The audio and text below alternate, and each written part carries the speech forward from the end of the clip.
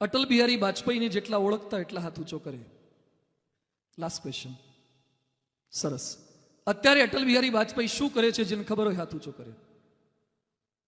જીવે છે કે મરી ગયા? અત્યારે એમના અસ્તિત્વની ભારત નોંધ લે છે? એમને હમણાં ભારત રત્ન મળ્યું. અટલ બિહારી વાજપેયી એ લેવલે પહોંચી ગયા છે ગ્રેવિટેશનની બહાર, કોમા જેવી હાલત છે. હી ડઝન્ટ નો ભારત રત્ન શું છે. ઉંમર અને શરીરની મર્યાદાઓ, તમારી માન, કીર્તિ, પ્રતિષ્ઠા બધું ભૂસાઈ જશે. People will forget you. અને જલારામ બાપાને કોઈ ભૂલી નહીં શકે. મીરાબાઈ ને નરસિંહ મહેતાને હર્ષદ મહેતા ભૂલાઈ ગયા અને નરસિંહ મહેતા નથી ભૂલાતા. હર્ષદ મહેતા તો રોજ છાપામાં નામ આવતું હતું અને નરસિંહ મહેતા કેમ હજુ યાદ રહે છે? કારણ કે સ્પિરિચ્યુઅલ કોશન્ટ વાળા હતા. એનો પ્રોગ્રેસ સ્પિરિચ્યુઆલિટી વાળો હતો. આજે પ્રમુખ સ્વામી 6 ચોપડી ભણેલા અને અમે બધા એન્જિનિયર થયેલા, એમના હાથ નીચે રહીએ કારણ કે એમનો સ્પિરિચ્યુઅલ કોશન્ટ એવો હાઈ છે, એમની સ્પિરિચ્યુઆલિટી એ છે. અનેક લોકોને દોરી શકે છે.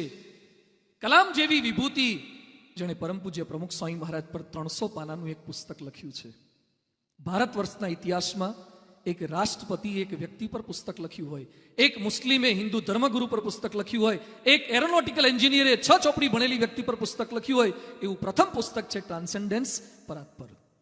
અહીંયા બેઠેલા તમામને મારી વિનંતી છે કે આજે અહીંયાથી પ્રસાદ લઈને ઘરે જાઓ, પછી તમારા ધર્મપત્નીને કહેજો કે આટલા વર્ષોથી તું મારી જીવન સંગીની છે, ભેગી રહે છે, ગાડીમાં બાજુમાં બેસે છે, બેંકમાં જોઈન્ટ એકાઉન્ટ છે, 2-3 ફ્લેટ આપણા ભેગા છે દસ્તાવેજમાં, તો મારા પર 5-10 પાનાનું એકાદું બુક તો લખ બાપુ, કહેજો ખરા. ઘરવાળા કહે છે 25 વર્ષ પહેલા કંકોત્રી લખવાની ભૂલ કરી એ કરી.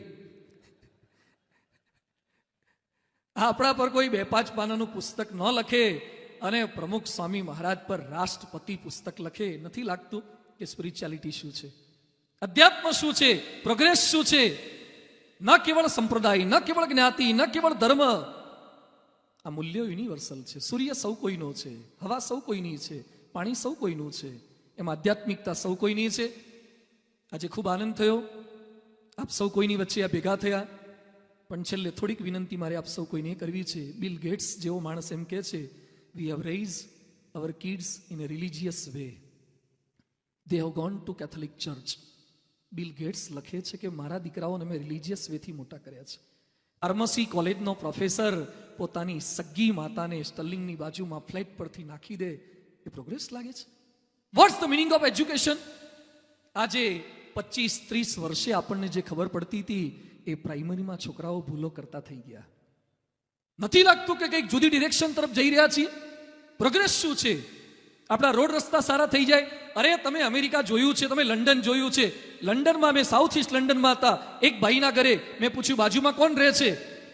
મને કે વ્હાઈટ બાઈ છે. એનો પતિ શું કરે છે? મને કે કયા પતિની વાત કરું? કયા પતિની વાત કરું? પતિ તો એક જ હોય. મને કે 3 પતિ છે. 3 પતિ. 3 પતિ તો અત્યારે કોની સાથે રહે છે? મને કે 3 પતિ ગયા છે, એકલી રહે છે. કેટલા સંતાન છે? 7 સંતાન છે. પછી મેં સર્ચ કર્યું, 7 સંતાન, એકેય પતિ નહીં, ખાલી માં સાથે રહે. ખાલી યુનાઇટેડ કિંગડમની અંદર 14 લાખ બાળકો એવા છે જેને ખબર નથી કે એની માં કોણ છે, બાપ કોણ છે. હમણાં જ અમેરિકાની અંદર 19 વર્ષનો છોકરો 17 છોકરાઓને મારી નાખ્યા ને મશીન ગનથી. અમેરિકાની વસ્તી 33 કરોડ અને બંદૂકોની સંખ્યા 30 કરોડ. 30 કરોડ બંદૂક છે. આપણે અમેરિકા બનાવવું છે, આપણે બ્રિટન બનાવવું છે. ઇન્ફ્રાસ્ટ્રક્ચરમાં સુધારો કરજો, પણ એના કરતા અંદરનું સ્ટ્રક્ચર વધારે સારું બનાવવાનું છે. ઇન્ટિરિયર જેમ આઉટર તો કરી નાખો છો નહીં. ઘણા બધા મેં હમણાં સિલ્વર હાઇટમાં ગયો ને પછી પૂછ્યું, આ શેઠે બંદરીને આપ્યું? મને કે શેઠ ખોખું આપે, અંદરનું આપણે કરવાનું. વાહ, સરસ. શેઠ ખોખું આપે. આજનો આખો કાર્યક્રમ એ જ છે. ખોખું ભગવાન આપે છે, અંદરનું આપણે કરવાનું છે. ખોખું ભગવાને બધાને આપ્યું જ છે, ઇન્ટિરિયર આપણે કરવાનું છે.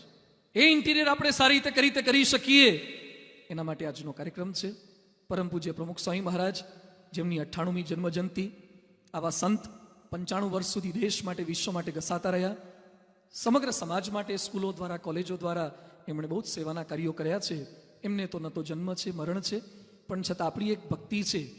તો 96મી જન્મજયંતિ સુરત ખાતે સાઉથ ગુજરાતમાં થઈ, 97મી મધ્ય ગુજરાતમાં આણંદમાં થઈ, 98મી 15મી ડિસેમ્બરે સમગ્ર સૌરાષ્ટ્રની રાજકોટ ખાતે ઉજવવાની છે. આપણા માટે એક આનંદનો અવસર છે.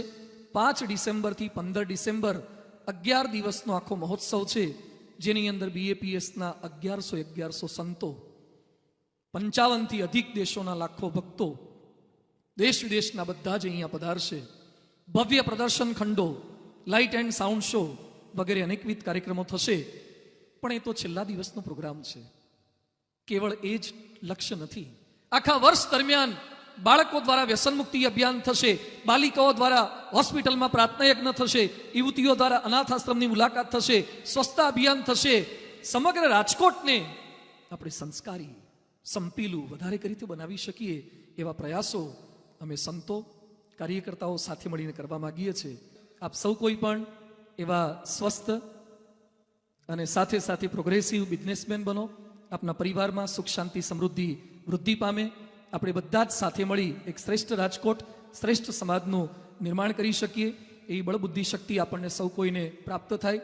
એના માટે પણ ભગવાન સ્વામિનારાયણ, સર્વ દેવતાઓ, સર્વ અવતારોના ચરણોમાં પ્રાર્થના કરીએ છીએ. આપ સૌ કોઈએ પણ આપનો અમૂલ્ય સમય અહીં આપ્યો. અમે હંમેશ માટે સમાજ માટે સમર્પિત થયા છીએ. સાથે મળીને ખૂબ સારું કાર્ય કરીએ, સમાજનો ઉત્કર્ષ કરીએ, એ જ અભિલાષા. ખૂબ ખૂબ આભાર સૌ કોઈને. જય સ્વામિનારાયણ.